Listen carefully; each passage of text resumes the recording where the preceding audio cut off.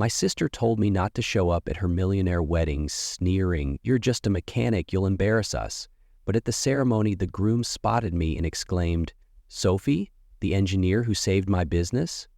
My sister turned white when he added, "She's the real owner of." You know those moments when life throws you a perfect opportunity to prove someone wrong? That's exactly what happened at my sister's wedding last summer. But I'm getting ahead of myself. Let me rewind and introduce myself properly. I'm Sophie Jenkins, a mechanic by trade, an engineer by education, and a problem solver at heart. Ever since I was a kid, I've had this weird fascination with taking things apart and putting them back together. While other girls my age were playing with dolls, I was dismantling our toaster. Dad's old Chevy in the garage was my playground. I'd spend hours watching him work, handing him tools before he even asked for them. My sister Amber is, well, different. 3 years older than me, she's always been obsessed with appearances. Growing up, she'd roll her eyes whenever I'd come home with grease under my fingernails. "Sophie, you'll never find a husband looking like that," she'd say, flipping her perfect hair that never seemed to get messed up. Somehow we came from the same parents, but ended up as different as a Ferrari and a pickup truck. Our paths split after high school. Amber went to an expensive private college majoring in business with a minor in finding a wealthy husband. Okay, that's not actually a thing, but it might as well have been. Meanwhile, I got a scholarship to study mechanical engineering at State. I'd spend my mornings in class learning theory and my afternoons at a local garage applying it. Practical experience, you know? Some people learn better with their hands. As the years passed, the distance between us grew. Amber moved to Boston, landed a job at some fancy marketing firm, and started dating men whose watches cost more than my car. She'd come home for holidays talking about exotic vacations and dropping designer names like they were common knowledge. I could see Mom beaming with pride while I sat there, in my department store jeans. Not that I was jealous exactly. Okay, maybe a little. It's hard not to feel inadequate when your sister seems to have walked straight out of a glossy magazine. "When are you going to get a real job?" became Amber's favorite question whenever we were together. She couldn't understand why I chose to keep working at Wilson's auto shop even after getting my degree. "You smell like motor oil," she'd wrinkle her nose, keeping her distance like my career choice was contagious. What she never bothered to ask was whether I was happy. I was, genuinely. There's something deeply satisfying about solving problems with your hands that office work just can't. Our parents tried to play peacemakers, but eventually gave up. Dad understood me better. He was a contractor who built houses his whole life and respected hands-on work. Mom secretly hoped I'd grow out of it and find something more ladylike. The family dinners got more awkward each year, with conversations carefully steered away from our careers to avoid the inevitable tension. That's the thing about family. They know exactly which buttons to push, and Amber had memorized all of mine. It was a Tuesday afternoon when the envelope arrived. Thick, cream-colored paper with gold embossing, clearly not your typical mail. I wiped my hands on a rag, leaving faint smudges of motor oil on my jeans before picking it up. The return address was Boston, and I immediately recognized Amber's preference for unnecessary elegance. "Miss Sophie Jenkins," it read, in fancy calligraphy that probably cost more than my hourly rate. Inside was an invitation to Amber's wedding, to Ethan Parker, CEO of Parker Industries, at the Grand Plaza Hotel in downtown Boston, 3 months away. The invitation included details about the rehearsal dinner, ceremony, and reception, all screaming money and status. I stood there in my tiny kitchen, coffee cooling in my favorite chipped mug, and felt a weird mix of emotions. Amber and I weren't close, but she was still my sister. Despite everything, I was happy for her. She'd finally caught her whale, a genuine millionaire businessman who checked all the boxes on her life plan.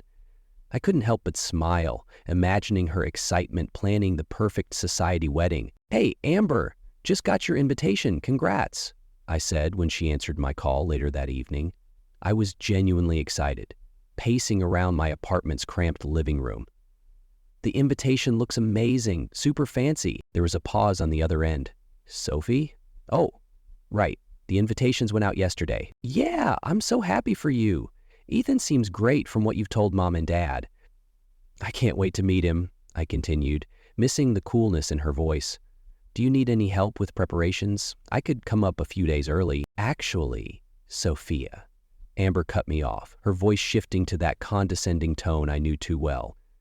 I was going to call you about that. I think it might be better if you don't come. The words hit me like a wrench to the knuckles. What? Why not? It's just, you know how these things are. Ethan's family is very particular. There will be important business associates there, board members, potential investors. She sighed, like she was explaining something obvious to a child. You're just a mechanic, Sophie. You'd feel out of place, and honestly, you'd embarrass us. You don't exactly fit with the crowd we're having. I gripped the phone tighter, my throat suddenly dry. I'm your sister, and I love you, she said, though it sounded rehearsed. But this is my special day, with Ethan's business connections present. I can't have you showing up smelling like an auto shop, using the wrong fork, or talking about carburetors during the champagne toast. I sat down heavily on my couch, the springs creaking beneath me. I know how to behave at fancy events, Ember, and I own actual nice clothes. Look, I'm trying to be kind here. This wedding is important for our future. These people are sophisticated, educated professionals. What would you even talk about with them? How to change oil? She laughed, a brittle sound that cut deep. Just understand this is for the best. I'll send you pictures. After hanging up, I stared at the wall for a long time. The invitation mocked me from the coffee table. Mark found me like that when he stopped by to drop off a part for a Toyota we were working on. Whoa, who died? He asked before noticing the invitation. I explained what happened, my voice steadier than I expected. Mark's face darkened. That's messed up, Soph. You should go anyway. Show up looking like $1,000,000 and make her eat her words. You don't know, it's her wedding. It's your family, and she's being a grade A jerk. He picked up the invitation, studying it. Plus, aren't you kind of her boss's boss in a way? I shook my head. She doesn't know about that. Nobody does, except you and a few others. Maybe it's time they did, Mark said, a mischievous glint in his eyes. What Mark was referring to isn't something I broadcast. Not out of shame, but because I've never been one for showing off. While Amber was climbing corporate ladders in her designer heels, I was building something different. Something that started in the back corner of Wilson's auto shop with a problem nobody else wanted to solve. It began 5 years ago when I was working on a particularly stubborn Mercedes engine. The owner had taken it to 3 different shops before landing at ours, complaining about fuel efficiency and intermittent power loss. Everyone else had swapped parts, run diagnostics, and charged a fortune without fixing the actual problem. I spent 2 weeks obsessing over it, staying late after my shifts, until I realized the issue wasn't with any single component, it was with how they interacted. That's when the idea hit me. I sketched out a modification to the fuel injection system on a grease-stained napkin during my lunch break. It wasn't just a repair, it was an improvement on the original design. The engine ran 15% more efficiently after my fix. The customer was so impressed, he asked if I could do the same for his fleet of delivery vans. You're too smart to be just changing oil all day, Mr. Wilson told me one evening as he locked up the shop. That brain of yours is worth something. He wasn't wrong, but I also wasn't interested in leaving. So we struck a deal. I'd keep working at the shop, but he'd let me use space in the back to develop my ideas. I'd pay him a percentage of anything I made from my side projects. Within a year, I'd patented my first fuel system enhancement device. Within 2, I'd formed Jenkins Engineering Solutions, a company that officially operated out of a tiny rented office downtown, but practically ran from my workbench at Wilson's. I hired 2 engineering students part-time to help with paperwork and technical drawings. We sold our first major contract to a regional trucking company, then a second to a farm equipment manufacturer. The big break came 3 years ago, when a representative from Parker Industries visited the small manufacturing shop I partnered with. They were looking for solutions to improve their industrial equipment's efficiency.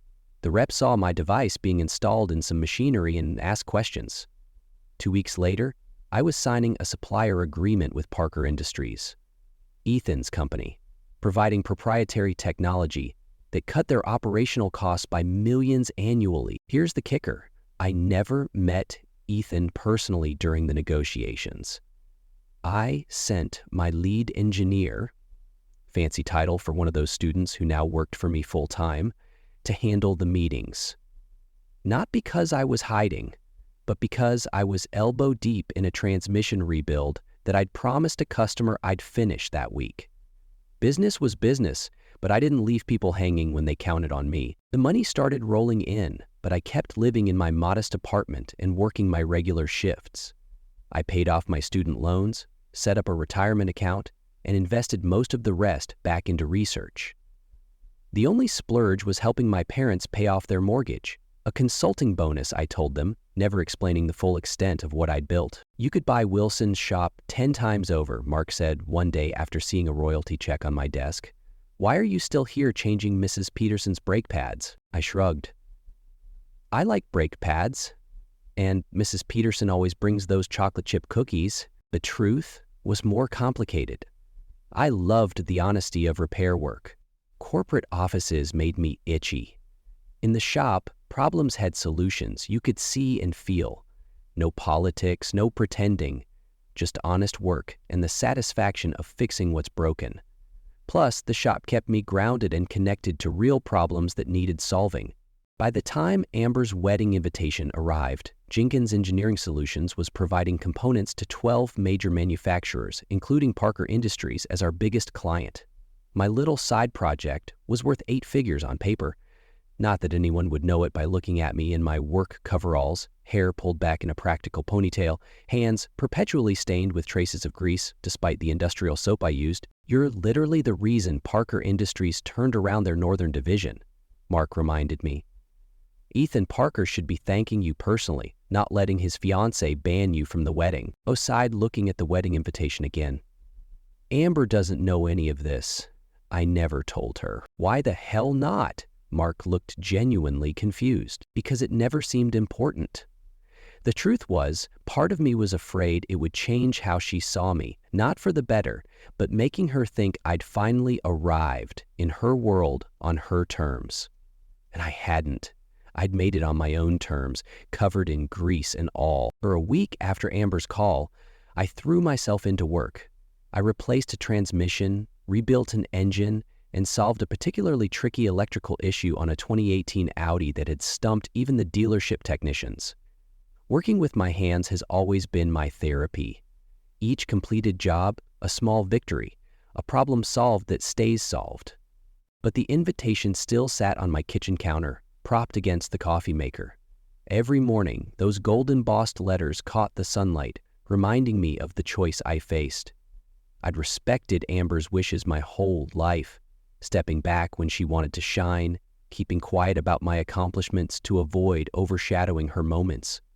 This time felt different, though. Sunday dinner at her parents' house brought everything to a head. Mom was chattering excitedly about Amber's wedding plans, the 5-tier cake, the string quartet, the designer dress. "Sophie, do you think you might take a day off to go shopping with us for mother of the bride outfits?" Mom asked, passing me the mashed potatoes.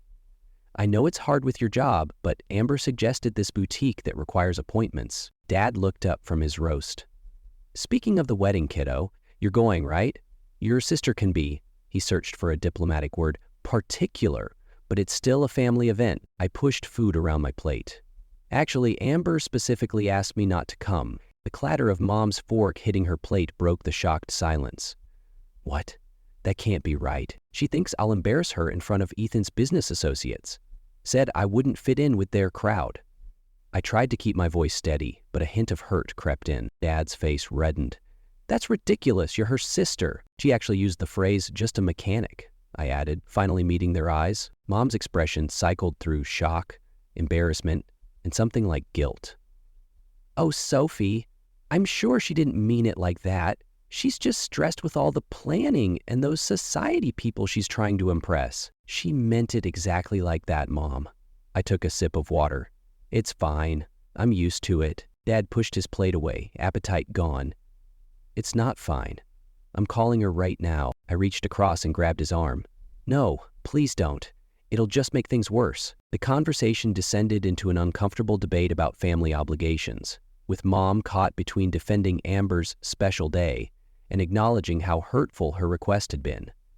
Dad was uncharacteristically quiet after his initial outburst, but I could see the disappointment etched in the lines around his mouth. Later, as I helped him wash dishes while Mom called Amber about some wedding details, he finally spoke. "You know, I've never understood why you let her treat you this way." He handed me a plate to dry. "You've accomplished more than she ever has, but you hide it. Why?" I shrugged. What would be the point? She'd either think I was competing with her or trying to buy her approval. Or maybe she'd finally see you for who you really are. He turned off the water and faced me. "Sometimes people need their bubbles burst, Soph, even on their wedding day." His words stayed with me all week. By Friday, I'd made up my mind. I called Claire Adams, the wedding planner whose contact info was on the invitation. "I'm Sophie Jenkins, the bride's sister," I explained. "There was some confusion about my attendance. I just wanted to confirm I'll be there." Claire's voice warmed. "Of course. I didn't see your RSVP, but I'll add you right away. Any dietary restrictions?" "No, I'm good with whatever." I paused. "And, could you not mention this to Amber? I'd like to surprise her." "Our lips are sealed," Claire assured me, sounding delighted at what she probably assumed was a sweet sisterly surprise. That Saturday, I did something I hadn't done in years. I went shopping for a dress. Not at the department stores I usually frequented, but at a boutique Mark's girlfriend recommended. 3 hours and more money than I'd ever spent on clothing later, I had a simple but elegant navy blue dress that the saleswoman assured me brought out my eyes and made me look sophisticated without trying too hard. As I looked at myself in the fitting room mirror, I barely recognized the woman staring back. She looked confident, successful, exactly who I was, just without the work coveralls and ponytail. For once, I'd let the outside match the inside. The Grand Plaza Hotel towered over downtown Boston like a monument to luxury itself. Floor-to-ceiling windows reflected the clear June sky as I pulled up in my sensible Honda Civic, feeling distinctly out of place among the parade of luxury cars at the valet stand. I almost drove past to find street parking before reminding myself that I belonged here just as much as anyone else, sister of the bride and all that. "Welcome to the Parker Jenkins wedding," a young man in a crisp uniform greeted me as I handed over my keys. His eyebrows rose slightly at my car choice before his professional smile reasserted itself. I tipped him generously, enjoying the subtle shift in his expression. The lobby was a marvel of marble and crystal, with tasteful flower arrangements taller than me, positioned strategically throughout the space. A discreet sign directed wedding guests to the Monarch Ballroom, 3rd floor. I smoothed down my navy dress, checked my minimal makeup in a mirrored column, and took a deep breath before heading toward the elevator. Inside, I found myself surrounded by people who screamed money. Women dripping in jewelry that could fund a small business. Men in suits that probably cost more than my monthly rent. They chatted about vacation homes and stock portfolios, while I stared at the climbing floor numbers, suddenly second-guessing my decision. The 3rd floor opened to a reception area where guests were enjoying pre-ceremony champagne. A string quartet played something classical in the corner, probably one of those pieces Amber used to listen to when trying to appear cultured in high school. Waiters glided between clusters of people, offering delicate hors d'oeuvres on silver trays. "Name, please," asked an attendant with a tablet at the entrance to the ballroom. "Sophie Jenkins," I replied, half expecting to be told I wasn't on the list. The attendant's face brightened. "Ah, the bride's sister. We have you seated in the family section, front row left." I nodded my thanks and slipped into the ballroom, which had been transformed into something straight out of a luxury magazine. White roses and orchids cascaded from ceiling to floor. Crystal chandeliers cast a warm glow over rows of white chairs trimmed with gold. At the far end stood an elaborate floral arch where, in less than an hour, Amber would officially join Boston's elite. I spotted our parents in the front row, Mom fussing with Dad's tie. They hadn't seen me yet. Instead of joining them immediately, I ducked along the side of the room, taking in the extravagance of it all. The place cards at the reception tables featured actual gold leaf. The centerpieces probably cost more than my monthly utilities. This wasn't just a wedding, it was a statement. Near the back of the room, I caught fragments of conversation. Parker's company valuation, and merger possibilities, and board position. Business associates, indeed. Amber wasn't just marrying Ethan. She was securing her place in a world she'd been trying to enter since college. I was considering making my way to my parents when I noticed Olivia, Amber's maid of honor, rushing from a side door. Our eyes met, and she froze mid-step, panic flashing across her face, before she composed herself and marched toward me. "Sophie, what are you doing here?" she hissed, placing herself between me and the rest of the room like she was containing a spill. "I was invited," I replied simply. "But Amber said—" She stopped herself, glancing around nervously. "Look, she's already stressed. Maybe you could just watch from the back." I smiled politely. "I'm family, Olivia. My place card says front row." Her perfectly contoured face tightened. "This is her perfect day. Please, don't ruin it." Before I could respond, the wedding planner announced that the ceremony would begin in 15 minutes and asked guests to take their seats. Olivia gave me one last pleading look before hurrying back through the side door, presumably to where Amber was getting ready. For a moment, I stood there, wondering if this had been a mistake. Maybe Mark was wrong. Maybe Dad was wrong. Maybe I should just slip out now before causing a scene. But then I remembered Amber's dismissive tone. "You're just a mechanic," and straightened my shoulders. I wasn't here to ruin anything. I was here to support my sister, whether she wanted it or not. With newfound resolve, I made my way to the front row, where Mom nearly dropped her clutch in surprise. "Sophie!" Mom gasped, her eyes darting nervously toward the bridal suite door. "What are you— How did you—" Dad stood up, relief washing over his face as he pulled me into a hug. "You look beautiful, kiddo," he whispered, squeezing my shoulder supportively. "I couldn't miss my only sister's wedding," I said simply, taking my seat beside them as the music shifted and guests hurried to their places. Mom leaned over, her voice a worried whisper. "Amber is going to be so surprised." "That's one word for it," I replied under my breath, smoothing my dress over my knees. The music swelled as the ceremony began. Groomsmen in perfectly tailored tuxedos filed in, followed by bridesmaids in identical champagne-colored dresses. Olivia, walking last, shot me a warning look as she took her place at the altar. Then came Ethan Parker himself. I'd only seen him in photos Amber had shared with our parents. Tall, conventionally handsome in that CEO way, with confident posture and a camera-ready smile. In person, though, I noticed details the pictures hadn't captured. Laugh lines around his eyes, suggesting someone who smiled genuinely, not just for effect, and a slight nervousness in how he adjusted his cuffs. Maybe there was more to Amber's choice than money and status. The traditional wedding march began, and everyone stood as Amber appeared at the entrance on Dad's arm. She was undeniably stunning. Her dress, a masterpiece of lace and crystal that probably cost as much as a nice car. Her eyes were fixed forward on Ethan, her smile radiant as they locked gazes across the room. That's when it happened. Ethan's eyes drifted momentarily from his bride, scanning the audience with a warm smile, until his gaze landed on me in the front row. His expression shifted from polite acknowledgement to shock, then to excited recognition. His eyes widened, and I saw him mouth what looked like my name in disbelief. Dad began walking Amber down the aisle, but something was off. Ethan wasn't looking at his bride anymore. He was staring at me with growing excitement. Amber noticed, her perfect smile faltering as she followed his gaze to find me sitting there. The color drained from her face so quickly I thought she might faint. Her step faltered, but Dad steadied her, unaware of the silent drama unfolding. The wedding planner, noticing the disruption in the carefully choreographed moment, shot concerned glances between us. When Dad finally delivered Amber to the altar and took his seat beside me, the officiant began the ceremony.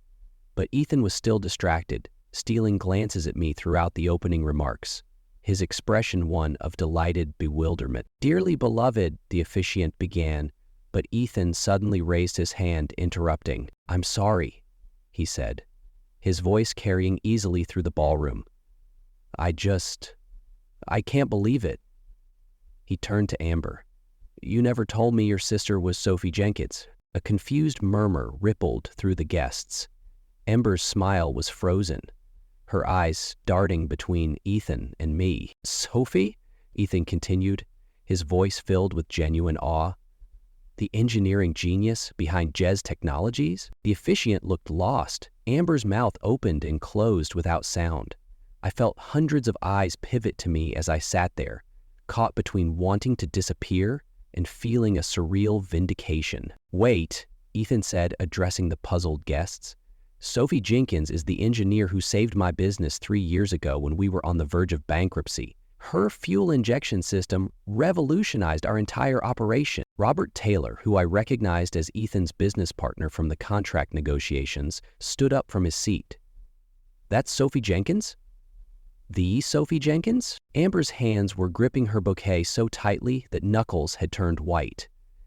"Ethan," she hissed, trying to redirect his attention back to their interrupted ceremony. But Ethan was too excited by his discovery. He stepped away from the altar toward me, extending his hand. "I've been trying to meet you in person for years. Your team always handled the meetings." "I can't believe you're Amber's sister. Why didn't she ever mention this?" I reluctantly stood, acutely aware of every eye in the room. "It never came up," I said, shaking his hand. "Ever came up?" Ethan looked genuinely confused. "Your sister is the real owner of the technology that saved Parker Industries from financial ruin? And it never came up?" The whispers grew louder. I could see business associates leaning toward each other, exchanging surprised comments. The string quartet had stopped playing, unsure whether to continue. Amber stood alone at the altar, the perfect wedding she'd planned derailing in front of Boston's elite. For a moment, I felt a stab of guilt until I remembered her words. "You're just a mechanic. You'll embarrass us." "Ethan, can we please continue with the ceremony?" Amber's voice cut through the growing chatter, strained with forced composure.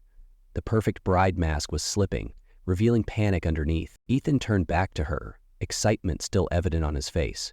"Of course. Sorry, it's just..." He gestured toward me. "Do you have any idea what your sister's company has done for us?" "I'm sure it's fascinating," Amber replied through gritted teeth. "But perhaps we could discuss family business after we're actually family." The officiant cleared his throat awkwardly. "Shall we proceed with the vows?" Ethan nodded, returning to his position, but he couldn't seem to help himself. "Sophie's fuel efficiency technology increased our profits by 38% in the first year alone," he stage-whispered to the officiant, loud enough for the first few rows to hear. I sank back into my seat, face burning. Mom leaned over, her expression a mix of confusion and dawning realization. "Sophie, what is he talking about?" "Later," I whispered, as the ceremony resumed with Ethan still throwing glances my way, like he couldn't believe his luck at marrying into the family of his company's technological savior. The rest of the ceremony proceeded with a strange undercurrent of tension. Amber recited her vows mechanically, her eyes occasionally darting to me with a look that could have melted steel. Ethan, meanwhile, stumbled through his own vows, clearly distracted. When the officiant finally pronounced them husband and wife, the applause seemed tinged with curiosity more than celebration. As the newlyweds recessed down the aisle, Ethan paused at our row. "We need to talk during the reception," he said to me with genuine enthusiasm. "I have so many questions about the next generation of your system." Amber tugged at his arm, her smile not reaching her eyes. "Honey, we have 200 guests waiting to congratulate us." "Right, of course." He allowed himself to be pulled along, but called back over his shoulder. "Don't disappear, Sophie. This is incredible." The guests filed out toward the reception hall, buzzing with this unexpected development. I overheard fragments as people passed our row. Jenkins Engineering Solutions, worth millions, never knew the founder was a woman and the bride's sister. Dad turned to me, eyes wide. "Sophie, is what he's saying true?" I nodded slowly. "I was going to tell you eventually. It just grew bigger than I expected." "Your consulting work," Mom said, the pieces falling into place. "That's how you helped us with the mortgage." "I wanted to do something nice without making a big deal of it," I explained. "About you let your sister think..." Dad started, then stopped, shaking his head in disbelief. The reception was a blur of awkward encounters. Business associates who had ignored me during the pre-ceremony drinks suddenly found me fascinating. Women who had eyed my simple jewelry with dismissive glances now introduced themselves eagerly. Robert Taylor cornered me by the champagne fountain, peppering me with questions about future developments. We should set up a proper meeting, he insisted. Your innovations have transformed our manufacturing division. Ethan's been trying to meet you in person for ages. I prefer to let my work speak for itself, I replied. Searching the crowd for Amber, I found her receiving congratulations with Ethan, her smile strained as guests repeatedly mentioned her brilliant sister. When our eyes met across the room, she excused herself and marched toward me, grabbing my arm with surprising strength. Outside now, she hissed, steering me toward a deserted balcony overlooking the city. Once the glass doors closed behind us, she exploded. What the hell do you think you're doing? You deliberately ruined my wedding. I came to support my sister despite being told I wasn't good enough to attend, I replied, keeping my voice level. How was I supposed to know Ethan would recognize me? Because you're apparently some secret millionaire tech genius, Amber's voice cracked. All this time, you let me think you were just a mechanic? I finished for her. I am a mechanic, Amber, and an engineer. I never lied about what I do, but you let me believe. She stopped, running her hands through her carefully styled hair. Do you have any idea how this makes me look? All these years I've been telling everyone my sister couldn't afford to dress properly, and you're probably richer than half the guests in there. The truth of it hung between us. It wasn't about me embarrassing her. It was about her narrative being shattered. I never asked for your pity, Amber, or your judgment. Then why hide it? Why pretend to be less than you are? Her voice had lost its edge, genuine confusion showing through. I leaned against the balcony railing, looking out at the city lights beginning to twinkle in the early evening. Because I'm not pretending. This is who I am. I love working with my hands. I love solving problems. The money doesn't change that. You could have offices, assistants, business lunches. I have a workshop, good friends, and lunch from a food truck that makes amazing tacos. I smiled slightly. Not everyone wants your version of success. Amber fell silent, something like understanding dawning in her eyes for perhaps the first time. Inside, through the glass doors, I could see Ethan looking for us, his face lighting up when he spotted us on the balcony. Your husband is coming, I said softly. And for what it's worth, he seems like a genuinely good guy who values innovation and hard work. That's something we might have in common. Ethan pushed through the balcony doors, champagne flute in hand and face flushed with excitement. There you are! The photographer wants family shots and… He paused, sensing the tension between us. Everything okay out here? Amber quickly wiped at the corner of her eye. Just catching up with my sister. Your brilliant sister, Ethan added, still clearly starstruck. Amber, why didn't you ever tell me Sophie was the founder of JES? I've been trying to meet her for years. Amber's smile was brittle. I didn't know. You didn't know? Ethan looked between us, confusion evident. But she's your sister. An uncomfortable silence fell. I cleared my throat. We haven't been very close lately. Lately? Amber let out a humorless laugh. Try ever? She turned to Ethan, something resolute settling in her expression. I told Sophie not to come to the wedding. I told her she would embarrass us because she was just a mechanic who wouldn't fit in with your business associates. Ethan's face fell. You did what? I didn't know about any of this. She gestured vaguely toward me. She never told me she was some successful inventor or business owner. She just let me think she was wasting her engineering degree changing oil and fixing mufflers. I watched Ethan's expression shift from shock to disappointment. For a moment, I felt bad for him, discovering this side of his new wife on their wedding day. Maybe this conversation should wait until after your reception, I suggested quietly. No, Amber said firmly. No more hiding things. She faced me directly. Why didn't you ever tell me, Sophie? All these years of me looking down on your job, you could have shut me up with one word about your company. The question caught me off guard. I'd asked myself the same thing many times, but never had to articulate the answer. I guess I was waiting, I said finally. For what? For you to accept me as I am, not for what I have or what I've achieved? I shrugged. The Sophie who designs fuel systems and the Sophie who fixes Mrs. Peterson's car are the same person. I didn't want to be valued for my bank account. Ethan looked at me with newfound respect. That's actually pretty admirable. Amber stared at me for a long moment, then sank into one of the balcony chairs. So all this time I've been the shallow one? You're not shallow, I said, surprising myself with how much I meant it. You just wanted different things. There's nothing wrong with appreciating nice things and social status. It's just not what drives me. But I was horrible to you, she whispered. I literally uninvited you from my wedding. Ethan winced. We're definitely going to talk about that later. A waiter poked his head through the door. Excuse me, but they're ready for the first dance whenever you are. We'll be right there, Ethan assured him. When the door closed, he looked at us both. Look, it's still your wedding day. Why don't we table the heavy stuff until tomorrow and try to salvage the celebration? Amber nodded slowly, then stood and faced me. Will you stay, please? The vulnerability in her voice was something I hadn't heard since we were kids. I nodded. Of course. As we moved toward the door, Amber suddenly stopped and turned to me. I'm sorry, Sophie. Really sorry. I know, I said simply, and we need to talk more. About everything. Maybe I could visit your shop sometime? See what you actually do all day? I couldn't help but smile at the image of Amber in her designer clothes amid the grease and tools. I'd like that. Ethan held the door for us both. And maybe Sophie could come to our company retreat next month?